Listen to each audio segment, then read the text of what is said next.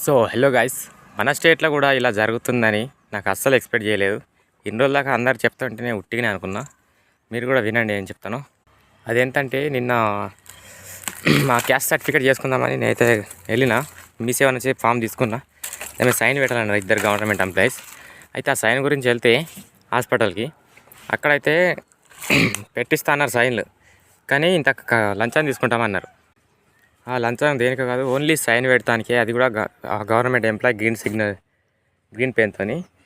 దానికి ఇంత లంచం తీసుకుంటుంటే నేను నమ్మలే అసలు. మన రాష్ట్రం ఇలా పాడవుతుందని. ఏడా చూడు లంచం లంచం లంచం. క్యాస్ట్ ఇన్కమ్ సర్టిఫికేట్ కూడా లంచం తీసుకుంటున్నారంటే మన తెలంగాణ స్టేట్లో ఎంత దిగజారిపోయిన్లు అనేది అర్థం చేసుకోవాలి.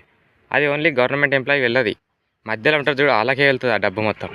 ఈ లంచాలు తీసుకోవడం గురించి ఎప్పుడు మన తెలంగాణ స్టేట్ అనేది ఎప్పుడైతే మారుతుందో అప్పుడే కొంచెం బాగుపడుతుంది. లేదంటే ఈ లంచాలు తీసుకొని ఏమంటే మొత్తం పాడైపోతుంది. సొసైటీ మొత్తానికి చెడ్డ పేరు అయితే వస్తుంది. సరే ఫ్రెండ్స్, మీరు మాత్రం ఏడా లంచం అయితే పెట్టకండి.